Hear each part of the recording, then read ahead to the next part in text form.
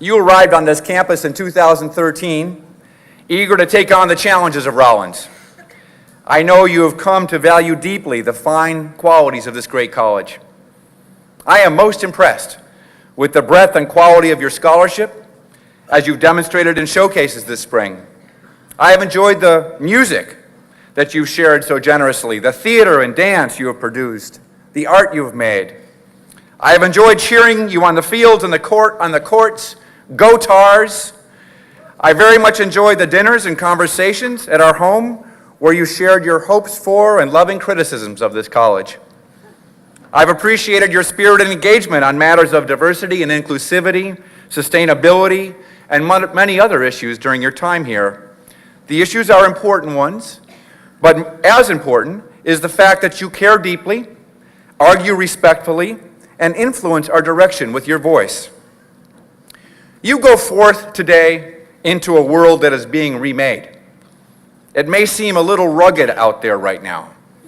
It may seem scary, your future uncertain, but I will tell you that I think it's an exceptionally exciting time to be 21 and a graduate of Rollins College. A new paradigm is taking shape in the global economy. You will make your way in a world unfamiliar to your parents. It will be your era, and it is filled with opportunities for leadership and innovation and important work to be done. Some of you know your path into this new world, or at least your first steps. Some of you have discovered a passion for inquiry and will launch into graduate school at some of the nation's finest universities. Some of you are going to medical school or law school. Some of you will serve in the Peace Corps or AmeriCorps. But this I say to all of you, you could not have a better preparation than your Rollins education for the changing world you will lead. This is why these graduation ceremonies are called commencement. They signal not an end, but a beginning. Your path may not open for you immediately. For some it will be winding, for others it will be bumpy, but you are ready to walk it. And the value of your Rollins education will be revealed to you many, many times along the way. Because of your education, you have developed a set of moral and intellectual qualities that will be your foundation for a lifetime of asking important questions, researching complex issues, solving problems, with the gift of having independent judgment and the capacity to collaborate with others for common ends. All of these qualities distinguish you from your national and global peers.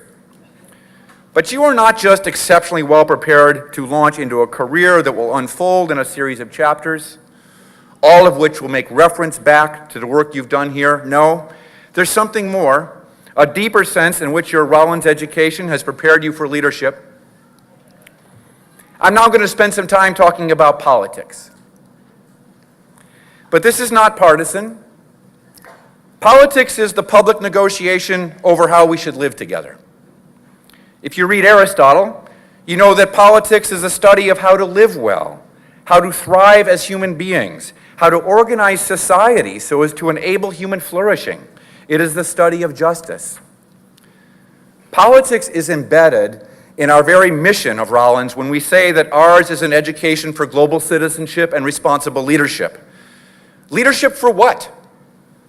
To advance knowledge, to solve problems, and to figure out how we should live. Leadership to create a more just global civil society. And you, graduates, have serious work to do in this front. Now is the time to put your education to work in the world. Now more than ever, we need you. We are a nation divided that needs critical and analytic understanding of the root causes, not shallow and strident partisanship. We need serious and intelligent minds working together, not slogans and tweets and partisan ranting. We need to listen carefully to those who think differently than we do, not just listen to an echo chamber of the like-minded.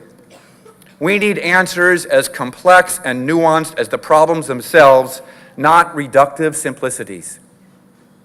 And we need to build bridges between people who see the world differently, not walls. This much I believe. If you zoom out taking a world historical view of where we find ourselves, I think you will see this.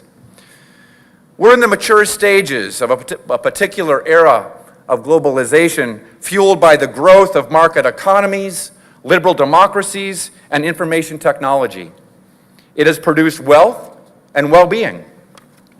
Global poverty is down. The share of the global population defined as poor, those making less than $2 a day, mind you, has fallen since 2001 by nearly half to 15%, though of course millions and millions still eke out a living on very little. And longevity is up, though the distribution of longevity is arrayed along a spectrum correlated with race, wealth, and geography. But the demonstrable progress of this era of globalization has advantaged some and profoundly disadvantaged others. The very economic and political engines of progress have also enabled the concentration of wealth and power nationally and globally into the hands of fewer and fewer. To cut to the chase, Oxfam International reports that the 8 richest men in the world, and they are men, have as much combined wealth as the bottom half of humanity. If we look only at the United States, the wealthiest 1% of the population has 35% of all private wealth. Now, I don't think it's a stretch to say that this concentration of wealth and all of the attendant changes brought about by rapid globalization have been destabilizing to global civil society. Here I offer a hypothesis for your consideration. The speed of change and the distribution of power has been existentially threatening to many. I think it's fair and plausible to see the rise of fundamentalisms and nationalisms to be forms of resistance to these changes. Fundamentalisms, whether Hindu or Islamic or Christian, are essentially nostalgic, referring to some imagined past when identity was less contested and the ethics of how we should live are imagined to have been less complicated. Similarly, nationalism, whether it's in France or India or the US, are also nostalgic. Visions of a fictive past when nations were imagined to be more monocultural. The anxiety over change and the fact that the dynamics of globalization have advantaged some and greatly disadvantaged others have made this a dark time for motivations that fuel politics.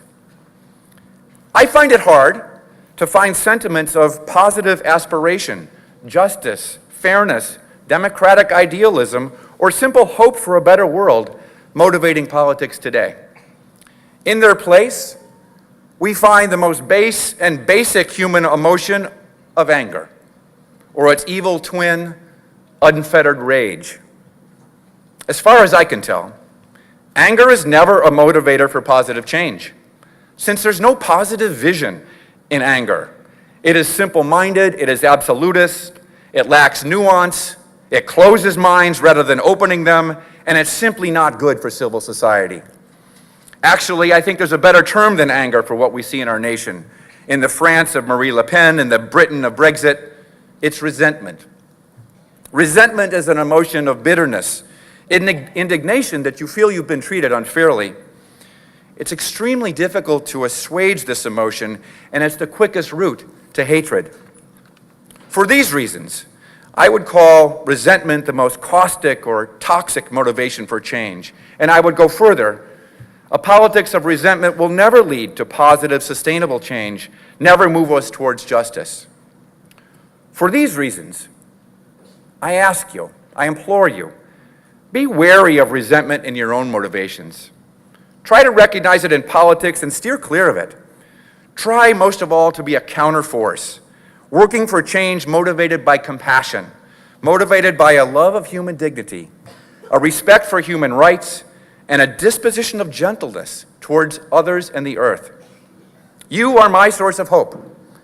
What I believe is that you, graduates of Rollins, actually do not resonate with the worldviews of fundamentalisms and nationalisms. These frameworks do not correspond with your lived experience nor your imagination of your future. Your generation gives me great hope for the future, really unbounded optimism, not only for our nation, but for global civil society. You, I believe, have a comfortable sophistication with diversity, And consequently, you're not the least attracted to the idea of identifying race or religion with national identity. You're an existentially cosmopolitan generation, so much better suited to lead the world that is becoming than those currently struggling with that mantle. The good news is that your Rollins education has prepared you for leadership in this world, your world.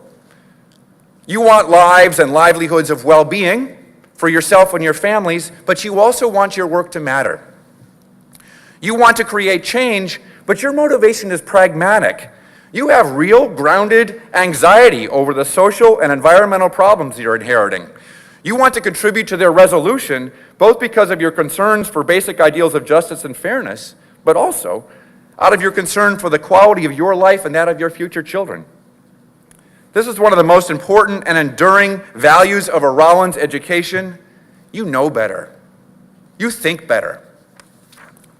Through your academic study and all that you have learned outside the classroom in rehearsals and performances, athletic contests and student organizations, or simply through the intimate relationships you forge with your friends, you have acquired the tools for making meaning in your life and contributing to the meaning of lives of others.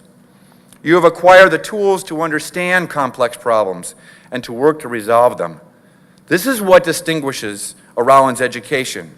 You are equipped to make sense of your life, to understand your connection and obligation to others, and to pursue a life path as concerned with who you are as what you do. In just moments, you will be graduates of Rollins College, and that, seniors, is a credential of substance that will contribute to the quality of your life over your whole lifetime. More importantly, it's a credential that will empower you as a change maker. It is an honor to share this day with you. Congratulations.